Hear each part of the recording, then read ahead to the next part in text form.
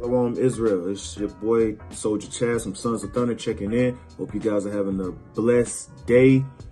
And I don't want to keep you long, so I'm going to go ahead and get into this lesson. This lesson is titled Friend or Enemy. And we're mainly going to be dealing with the Apocrypha. And we'll also be going into the scriptures. So for this, you will need your Apocrypha, you will need a notepad, and you will need your KJV Bible. Now, is this person a friend or an enemy? And could this person on the path that they're taking, can this person lead you or stray away from the path that you're already on? We're going to find out. Book of Sirach, chapter 6, verse 7.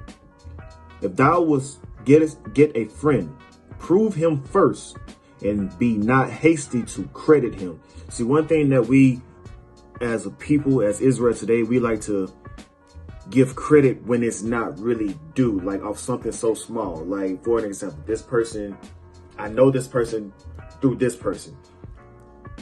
We instantly credit them because, oh, well, you know this person, so therefore he or she gonna prove that you're solid.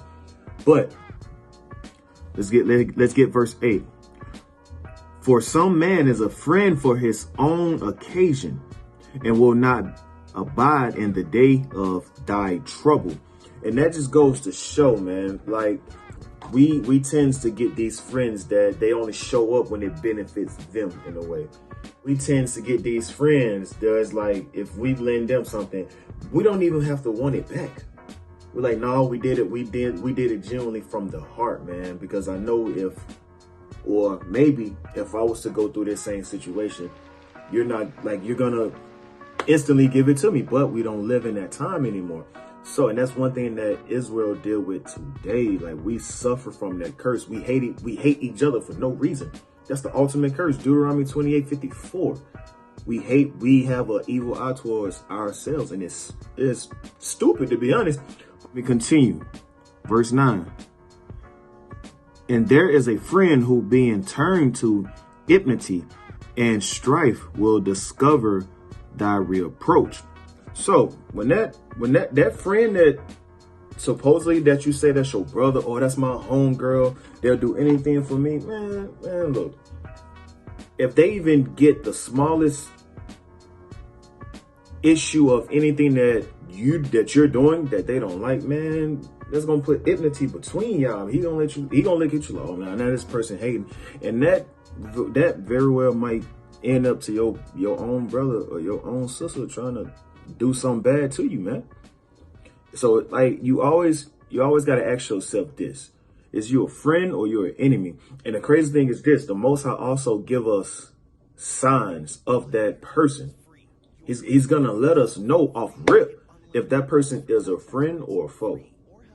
Let me continue. Verse 10. Again, some friend is a companion at the table and will not continue in thy day of thy affliction. Myself personally, I dealt with this so many times, man. And at dinner table, yeah, you know, he all cool with you and all of that. But the minute you go through something, that's nowhere to be found. There are nowhere to be found, man. And us as a people, we like to say, oh, nah, well, maybe that person was going through something. Maybe that person was going through something. But notice, whenever that person is going through something, you're there. But the moment when things are going good in your life, the moment you get afflicted with something, they're gone. Nowhere to be found. Nowhere to be found whatsoever. When is it going to stop? I'm going to continue on, man. Book of 1 Corinthians, chapter 15, verse 33. Be not deceived. Evil communicators corrupt good manner. So you also got to be careful who you speak to, man. And if you know that person is showing you a little vibe of they don't really, mess with you, and only thing that person do is just evil stuff, that can also lure you away from the truth. If that person tell you, oh man, I see this girl, bro, she got a friend, I need you to come with me, and that person know that you're in the truth. It can use anyone to get to you. That can be your mama, your dad, your sister, brother, your kinfolk. That's Mark 5:14, if I'm not mistaken. or Mark 5:17. Salakia, it was Mark 4, verse 15. But I'm gonna also get this real quick, man, just to back up on my point. Proverbs 16, Salakia, in verse 27 and 28. An ungodly man diggeth of evil, and his lips there is as a burning fire. Verse 28. A froward man soweth strife, and a whisper separated chief friends. Now, you might want to ask yourself, what does froward man means? And that's something to just think about. But what that means is a person who's difficult to deal with, like, and strife, like always angry, just bitter, like everything that he or she sees, like, it's hard to deal with them. And most of us have friends like this, but we like to try to bring our friends into the truth, or our loved ones into the truth, and it's just like they don't care. They don't want to listen to nothing you have to say. If it, like I said, if it doesn't benefit them, they do not care. But God forbid, if you do one thing, now that person gonna, like, his lips as burning fire. He's gonna spread nothing but false doctrine and false lies upon you. We have to separate ourselves from people like that, because those same people that we love so much can also be our stumbling block. I'm still learning, going through this currently. So I never try to deal with topics that I haven't went through or currently going through. And that's why I come back to this book, man. I seek ye out the book and read. That's what I do. So, like I said, I'm not going to hold you guys. I'm going to get like a couple more, and then I'm going to shut it down. I'm not going to hold y'all up. Let's get Proverbs 22, 24, and 25. It's the book of Proverbs, chapter 22, verse 24 and 25. Make no friendship with an angry man. It goes right back to Proverbs 16 and 28. Make no friendship with an angry man, and with a furious man thou shalt not go, lest thou learn his ways and get a snare to thy soul. And when it comes to his way, that's referring to anyone. It can be your loved ones, your homegirl, whatever. It don't matter. Because once that person gets you to that snare, it's instantly gonna mess with your walk, and could possibly, the Most High, he can also put you to death for just following that person, man. And that's the end. That's the end of it. That's it. You can't come back. So we always have to be careful of the people who we hang around and the people who we deal with. The book of Sirach, chapter 6, verse 14. A faithful friend is a strong defense, and he that hath found such and one have found a treasure. How many of us can say that right now, that we have a friend that we know we can just go to about anything? That friend never crossed us in any way, shape, or form. But if you find a good friend, man, that's a treasure right there. And think about it today, and right now in today's society, where can you find a friend like that? You can't. You ain't gonna find them anywhere.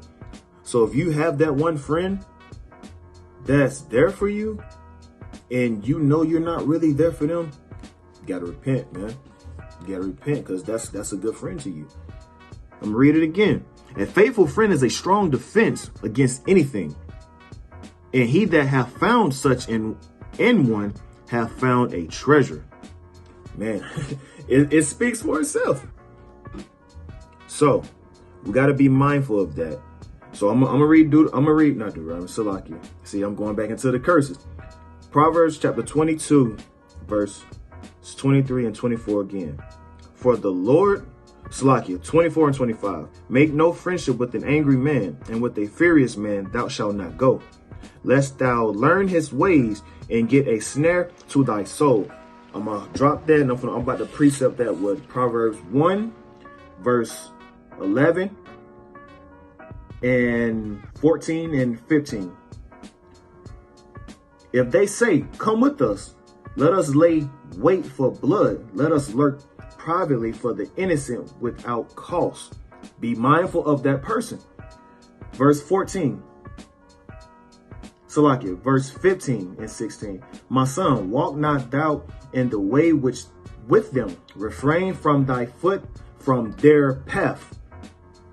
For their feet run to evil and make haste to shed blood. Even if you have that friend that's in that lifestyle and hating, it's like you're hating his brother, the ultimate curse. Don't follow that friend, man. Don't do that. Because like I said, the Most High, he can have that as your judgment. And who's to say you follow this friend knowing that it's wrong? They say you about to go rob this house. You gonna get that voice in your head. No, don't do that. Walk away. Don't do that. But we jakes. We jakes. We gonna want to be cool. Peer pressure. That's the ultimate thing it falls down to. Peer pressure. So now we peer pressure into doing that. And let's say someone gets shot while trying to do that. Now you're going to jail. It's just like my elder, y'all all said that. I believe he said that in one of his lives. You can go check that out on the Sons of Thunder channel. Now you're just guilty just about being with them, and now you're affiliated with it. So now you're serving time. So we have to not deal with certain people like that. If you know they're not your friends, then just separate from them. So which comes back down to it, is it a friend or enemy? It can come either way it goes, but you gotta have that wisdom, man. And that's where it comes back down to. Fear of the Lord is the beginning of wisdom. Keep these commandments. You're gonna get wisdom and understanding. And when you fear the Lord, you're gonna get wisdom. But with that, I'm Soldier Chaz from Sons of Thunder. I hope you guys have a good day. Shalom.